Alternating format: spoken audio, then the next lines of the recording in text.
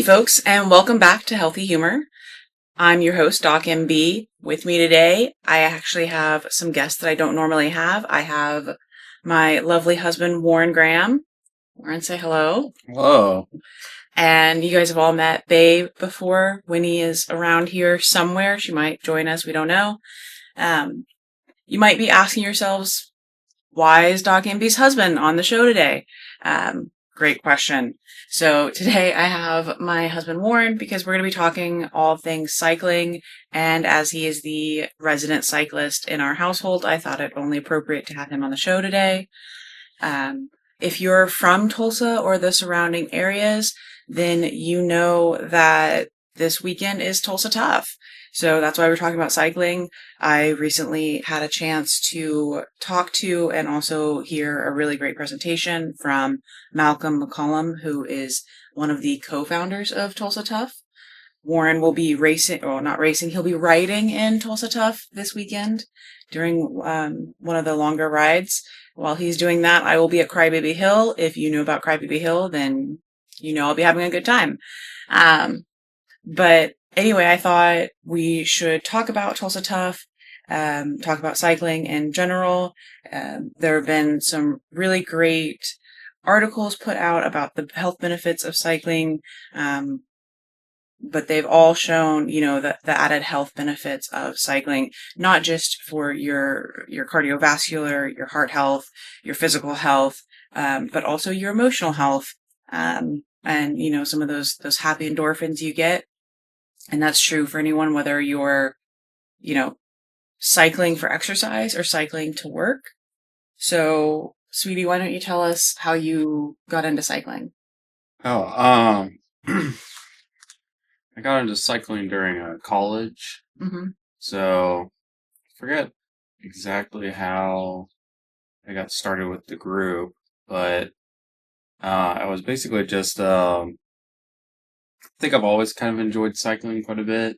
Like ever since I was a little kid, even to the extent of getting lost in my parents' neighborhood, um, which thankfully didn't traumatize me enough to steer away from cycling. Uh, But yeah, in college is whenever it like really kicked off. I ended up getting like a pretty nice like road bicycle and was wanting to do more like riding for exercise slash for me it was more about the adventure. Just because you're kind of it is an adventure, you're kind of Yeah. you're going out and you're riding and you're gonna go ride like 30, 40, 50, 60, 100 miles. So it's like you might as well like try to find something new. Yeah. Um You also rode, like you lived off campus and rode your bike to class every day, right? Right, right. And so that was maybe like a mile, like maybe a mile if I went to the farthest side of campus. Yeah, so pretty short commute. Yeah, yeah. But there are a lot of people that ride their bikes to work. I mean, say daily, obviously, like weather permitting, um, but pretty much daily, and their commute is a lot more than a mile. Yeah, yeah. What's the furthest you know of someone who has ridden their bike to work? Oh, I know I put you on the spot there with that question. um, I honestly don't know. I mean, Yeah. uh, Okay. you I know, think I know some people who ride like maybe 10 miles, like uh, one way, but they only do that when the weather is good, so they're not going to be like oh, super sweaty or yeah, anything like that. That's always been my thing about, like, I've always fantasized about being that person who rides their bike to work, to and from work every day, or every day that it makes sense, and who, anytime there's a chance to go have a coffee date or a happy hour or just like any casual outing would be the person who rides their bike. But as you know, I'm not like as into cycling as you, and I always thought of it more for that side of it than for necessarily going out like doing races or yeah, competitions. yeah. I remember. I mean, I for just that 1 mile, um, going to like campus and stuff and having it and doing it like 3 or 4 times a day. Hmm. I can definitely say that Oklahoma is not exactly the best weather to Yeah. make that commute. So if somebody that that has a 10-mile commute in their bicycle, that's tough. Yeah, yeah.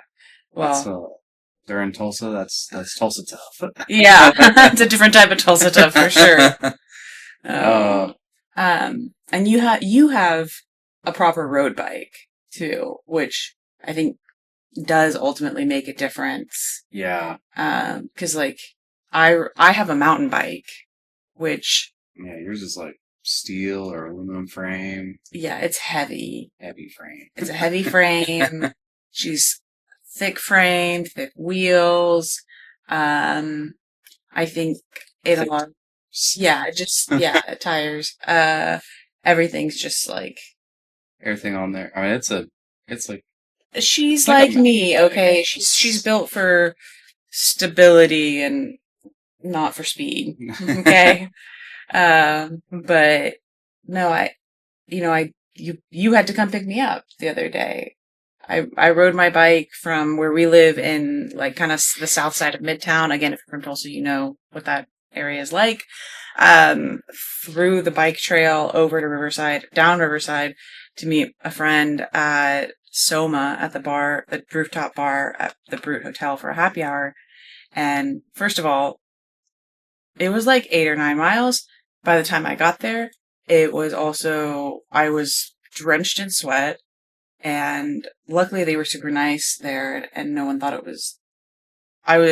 people were like commending me on the fact that I had ridden my bike to go to this, and I was like, yeah, but now I'm also sweaty and in workout clothes, and everyone else there was cute, which like, fine, that is fine.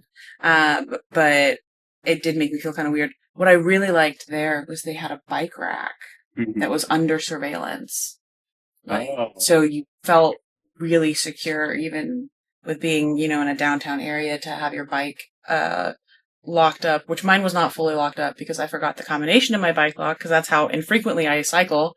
So it was just on there for show, as you saw when you helped me get it picked up. Which he had to help me he had to pick me up to bring me home because after riding the 8 or 9 miles to get there, not being a cyclist and that being my first time riding in a very long time, I was not going to make it home. So I appreciate that. Thank you, honey. you're welcome. Yeah, But and it's tough. I mean, riding from our house to the river, it's all like mostly downhill. You yeah, start to feel it on the way back. oh yeah, for sure. But one of the things that like we've talked about before one of the reasons I've not been someone who cycles like to and from work, which is this is the downside to cycling. And from everything I looked up, this is really one of the everything about cycling is essentially a positive as far as health benefits, whether you're talking physical, mental, even social if you're part of a riding group. But the downsides of the two main downsides were safety concerns while riding on roads Mhm. with, because we're talking about straddling two wheels, but people behind the wheel, they've got a lot more vehicle that they're working with, and so you sharing the road with them can be very dangerous for both parties, really. Yeah, But also like exposure to environmental factors, which is something that I think we think about a lot. But in the moment of, oh, I'm going to go cycle or I'm going to go ride my bike to this place, you don't always think about it in that way. yeah, But you are having a greater exposure to, potential pollutants in the air and things like that. But, every time he goes out riding, I'm very much like, be careful. Like, the cars aren't going to stop for you and all these things. And I sound like your mom, but I am concerned because as someone who's normally behind the wheel, I know I don't always see a cyclist. Sometimes it's kind of hard or, yeah, most cyclists are following the proper rules, but not always. Some people in the cars don't know what the rules are for the cyclists. I think most cyclists know the rules, but a lot of people behind the wheel may not know the rules, so they think, I'm going to get angry at the cyclist because they're on the road, thinking they should be on the sidewalk. yeah, And so that's like something that I'd like to talk about, some of these laws and these rules around sharing the road and that safety side of it. yeah. Because I got even though it was very brief, just going from our house to the river, but like, that's one of the first times in a long time I've done that without you with me. And so that experience was very different, doing that alone with um, relatively low visibility. It was middle of the day. I had on a reflective backpack, but I was also in an all black outfit on my all black bike, and was another reason to have Oh, you pick me up, bring me home, yeah. because I was not visible enough for. Did you have any lights that day? No, no, I didn't. Yeah, I another reason. Yeah. So let's go through. And the city of Tulsa has a really nice guidelines and tips. I will be sharing this later this week. But they have some really great guidelines and tips for sharing the road with pedestrians.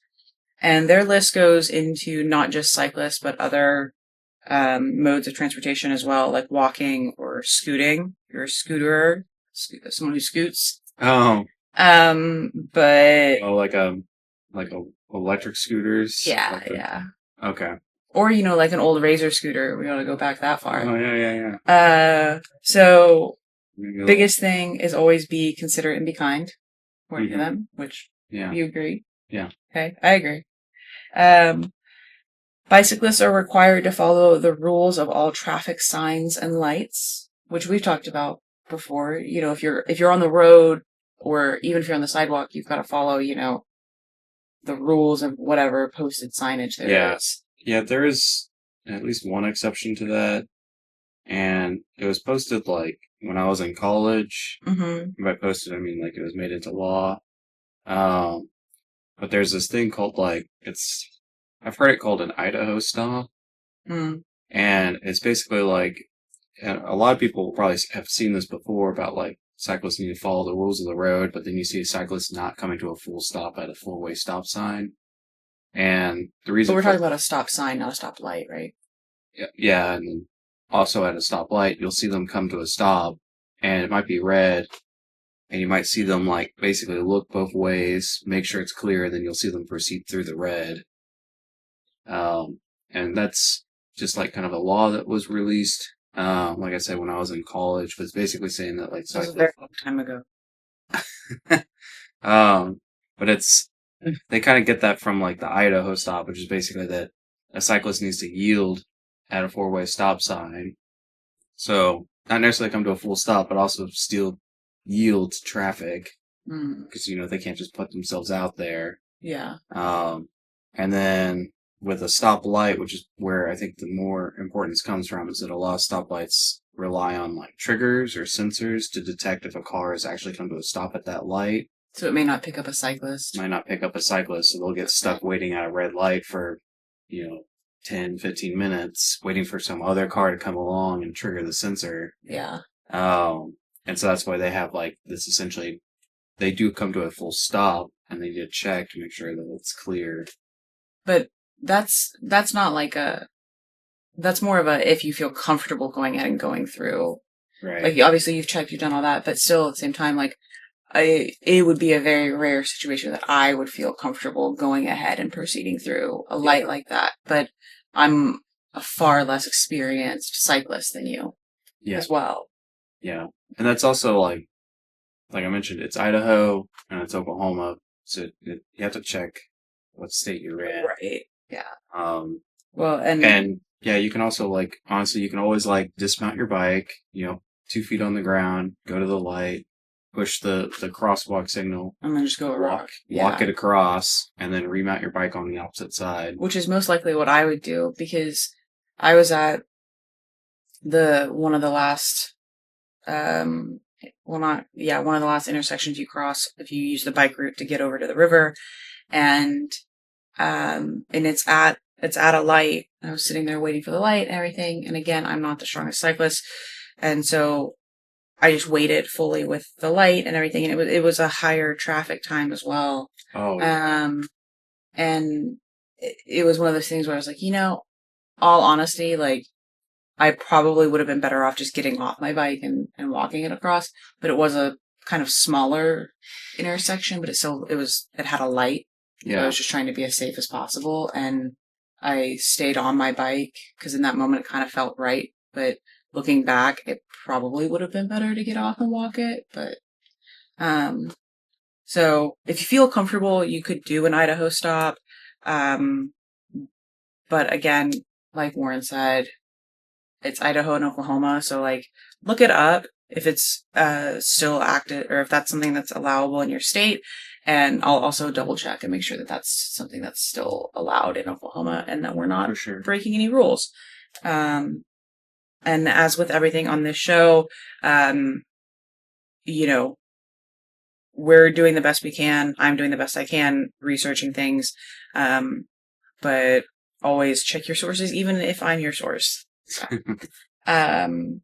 this one's sure. Trust but verify. Um, bum, bum, bum. Oh, so this one's a good one. This has to do with cycling. It says, yield the right of way to pedestrians who are in or approaching a sidewalk or crosswalk. Yep. So just like a car would need to give someone who's on foot the right of way, same thing with a cyclist. It may not be a motor vehicle, but it is a vehicle. And in that situation, you're the one with a greater responsibility than the person who's just walking. This one is one that was hard for me because this next one, I grew up, I know I just made a joke about not being built for speed, and I'm really not. And I was not a great runner, but I was on cross country as a youth. And every once in a while, I think that I can get back into running. And then I remember I don't like it enough to be that into it. But with running and with walking, you're always taught that you go against the grain. You go against traffic, mostly for visibility. So you can see them, they can see you. You can jump out of the way a lot easier, and you're typically not going as fast or anywhere close to the speed of a vehicle when you're walking or running. Yeah. Like in neighborhoods, it's a little different, but like most of the time, you're not going anywhere close to the same speed. But with cycling, you're with the grain of traffic. You are essentially you're part of the traffic. Yeah. Like a tractor or something, you're going slow, but like a tractor, you're going with the traffic. Right. And so it says, when riding your bike on a road, ride the same direction as traffic per Title 37, Chapter 10, Section 1003A. So that's another great thing about the Tulsa website here is it cites where all of these laws or regulations exist. So, and it's also a clickable link to get to them so you can see the actual, legal posting. And then this one I thought was really nice. Ride two abreast or less. So when necessary, fall into a single line so as not to impede the reasonable flow of traffic. But it says that you can ride, two, so if we went out together, we could be side by side. But if someone was riding with us, it could only be two of us next to each other at a time. Otherwise, we need to either be in a single line or do like a 2-1 or a 1-2 situation, which I think is super nice. Because if you think about it, it'd be like having two people in a car, right? Yeah. You're only sitting two people wide in most vehicles. And we all remember what it was like to sit in, the back bench seat with multiple other little kids or something. Even kids, you feel kind of squished. So yeah, just two side by side is plenty. And that gives you a lot of room to, maneuver if you need to. Avoid road hazards. Yeah, exactly. So two side by side, but no more than that. And whenever necessary, get into a single line. This one I liked. It's take the lane for safety. Yeah. It's okay to take the entire lane when obstructions or safety issues are present. Yeah, and that's a really big part of the visibility to bicycles. I saw some graphic like a while ago, but basically when you're on the road, and you can do this while in a car, but if you look at the road there, you can see where there's like tire tracks essentially. Mm-hmm. There's like little darker black lines that are like in parallel with each other. As a cyclist, what I'll usually do is I'll actually put my bicycle in the middle of the right track. That way I'm like taking up a good fair amount of the road or that lane. And that helps to boost my visibility because I'm in the lane, basically. As opposed to like what you'll see like a lot of less safe bicyclists do is they'll be like as far over to the shoulder as they can, like right next to the curb. Mm-hmm. And what that ends up doing is that, it makes them less visible because they're kind of like away from your line of sight as a driver. But it also gives drivers this kind of like false sense of, well, I can get around this guy without having to leave my lane because I generally can. Yeah. And you aren't supposed to do that because it'll probably get to it down here, but you're supposed to give a cyclist, 3 feet of space when you pass them. Mm-hmm. And so, basically if you try to allow them to like move around you without exiting the lane, they're going to come within, a foot of you, especially with that side mirror. Yeah. Yeah. And I mean, that's something that you don't hear about it often, but when you do hear about someone getting, sideswiped, Yeah. or worse on a bike, I mean, it's bad. And that's also why I get so concerned about your safety when you're out riding. Mm-hmm. So it also gives you more. There's a lot of stuff that's like in the road. Yeah, in the road. There's a lot of like just just within the operating section of the road, the drivable section. There's a lot of like random like holes or other things. Okay, yeah. But over on that shoulder as well, you'll have even more like debris and like holes and glass. Yeah. So it's like you really don't want to ride over there because you're gonna pop a tire. Yeah. And that's another like big fear that I have while you're out is that you're going to pop a tire and be stranded, or pop a tire and it's going to cause you to wreck or something. I have a lot of fears when you're riding, just so you know. But I have a spare tire. I can stand one pop. Next thing is light up the night. To ensure that you are visible at night, make sure your bike is equipped with a white light on the front and a red reflector on the rear. So I've not seen the specifics before about the white and the red, but that makes sense. I mean, that's what you do with cars. Yeah. So you know whether they're coming at you or going away from you. So, again, following very similar rules to cars. So.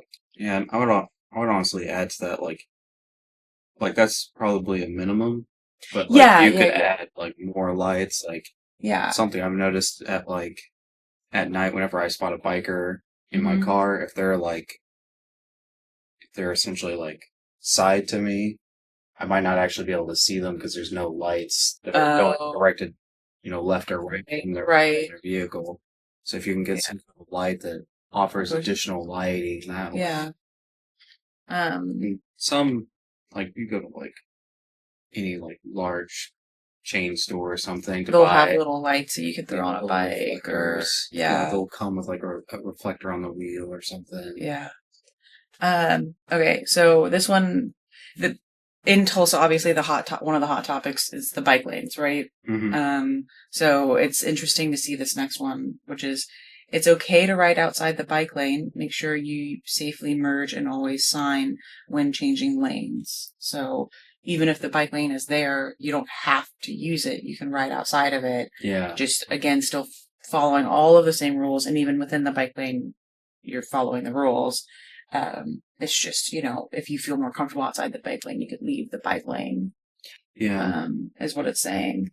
And that could also pertain to like the bike lane's obviously on the right side of the road, but if you're commuting on your bike, you're going to have to make a left turn at some point. Right. You're not just riding to ride. If you have a destination. Yeah. Yeah. And so it would make sense that you're going to like leave the bike lane to get into the left lane. Right. Or you might be. I would be very careful whenever you do that because now you have cars on both sides. Yeah. And you have cars that are expecting you to be in the bike lane. Yeah. Because they are like, it's there, that's what you should be using. And yeah. And honestly, at that point, I think I would switch to riding on the left track, essentially, or the middle track. This next one is it's less about safety while riding and more about kind of not being a jackass to other people, not being a jerk, but don't obstruct sidewalks. Never park your bike in an area that prevents walkers from using a sidewalk. So, obviously, like, you're gonna need to park your bike somewhere when you're not riding it, but don't be a jerk and block the sidewalk for other people, which is a safety thing for them, but also just not being a jerk. Yeah. they do have the 3 feet when passing.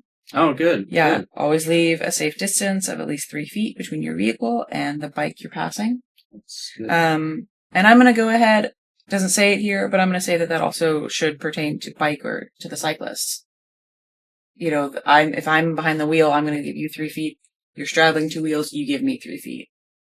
You know, passing around a car. yeah, and just the same way, you know, you don't like it when someone might cut you off and like another car might cut you off or cut too close to you when they make a turn or something, you know. Same thing with cyclists, you know, just that it should go both ways there. Yeah, don't like lane split or don't split your lanes or something. Yeah. Stopping behind the crosswalk. This is one that I think everyone struggles with, whether you're cycling or you're driving.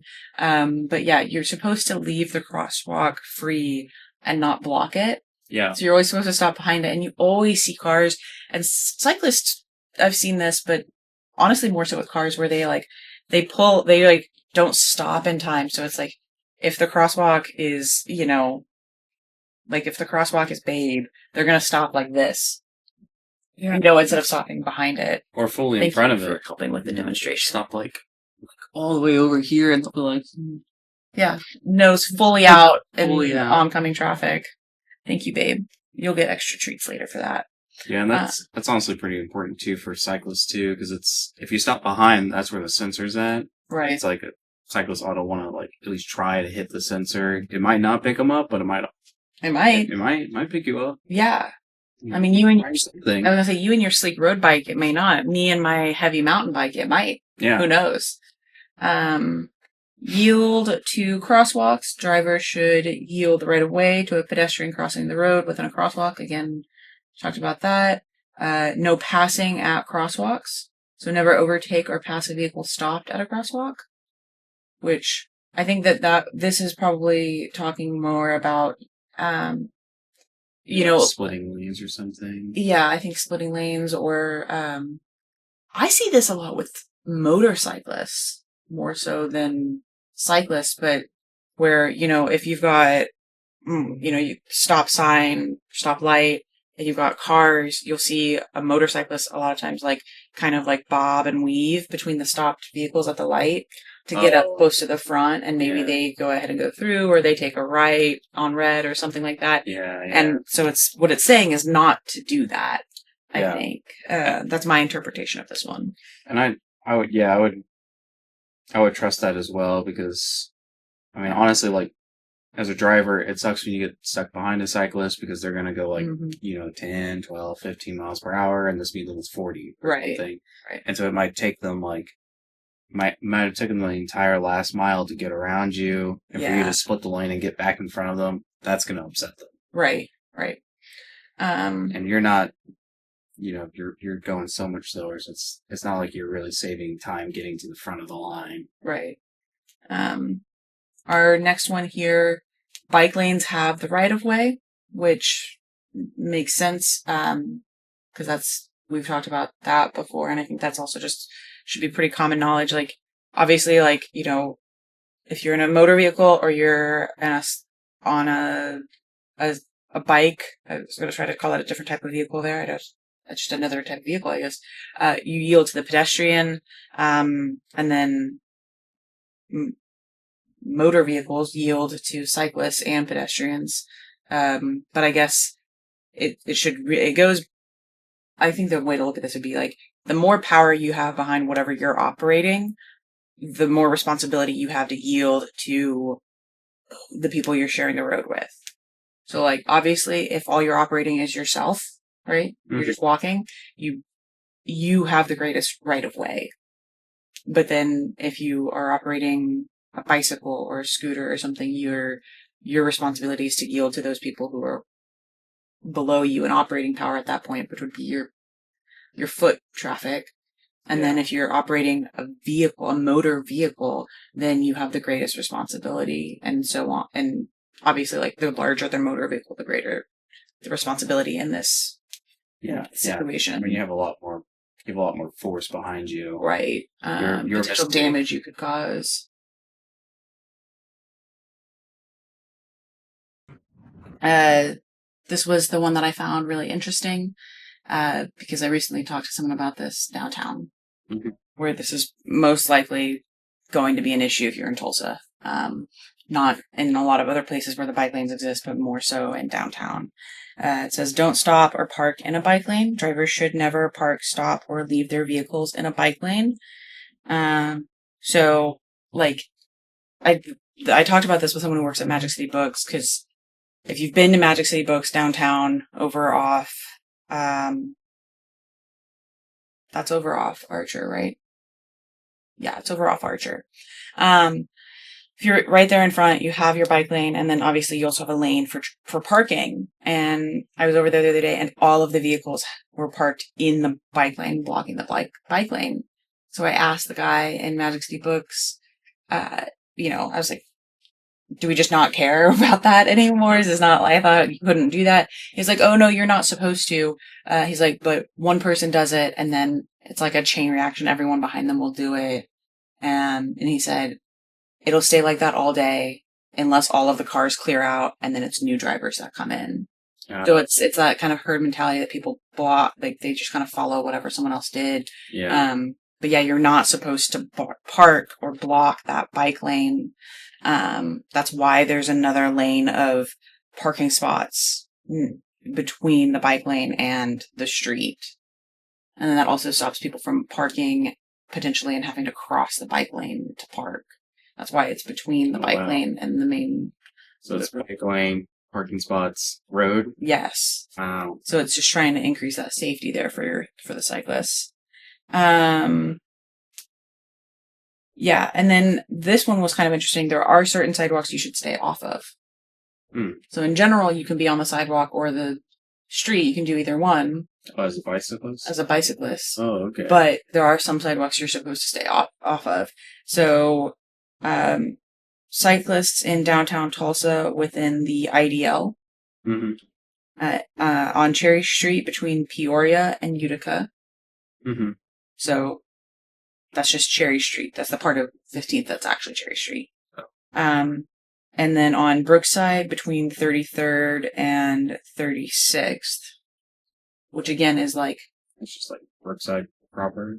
Yeah, I mean, Brookside, I think most people, in their minds, it goes up to 41st, but I think true Brookside is, it's that 33rd to 36th area. Those are the areas where you're not supposed to be on the sidewalk. Yeah, not supposed to be on the sidewalk. And it sounds like it's probably just because it's high pedestrian traffic. Right. So it's a safety thing. Yeah. But yeah.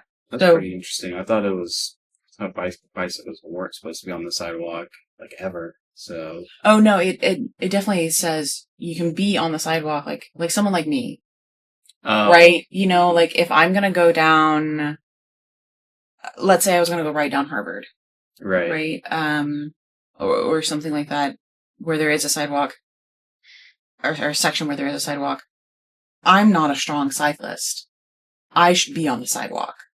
But you're fast enough and also more experienced and confident enough and more comfortable. So being in the street is probably just as safe for you. But for someone like me, obviously, like, I should be on the sidewalk. Yeah. Way more than I should be in the street.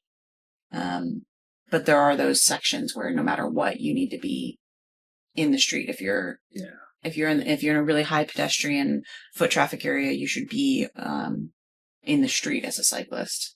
That kind of makes sense too, because if you're gonna yield to pedestrians, you're gonna spend a lot of your time just constantly yielding. Right, you're not gonna get anywhere fast, and you're probably gonna really upset a lot of folks. Yeah, for sure. Well, obviously, cycling is really great for your health.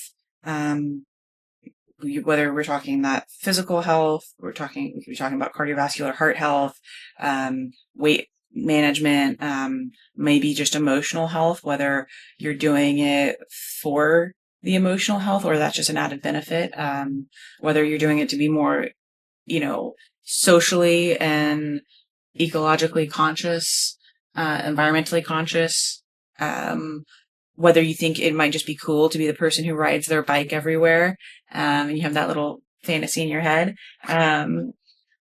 But yeah, no matter how you're doing, you need to be safe. That's the big thing. And especially if you're going to be cycling in an area where you're sharing the road with motor vehicleists, be safe. And if you're the person who's behind the wheel, not the person straddling the wheels, remember to look out for and be respectful of our friends who are out there, actually cycling. They might be someone's husband. They might have a little fur baby they have to come home to. So, be aware, be polite, be respectful. Do you have anything you want to add to that, Warren? Um, yep. Be safe. Mm-hmm. Be visible. Yep, be visible. Own the lane.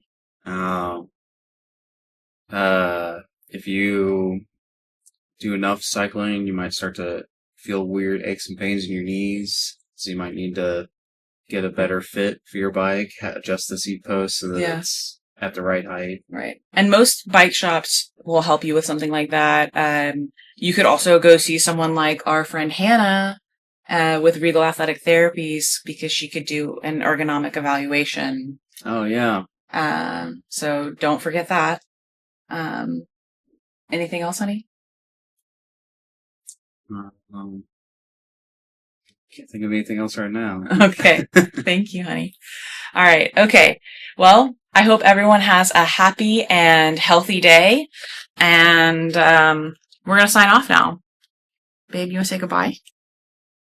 Want to say goodbye? Say goodbye?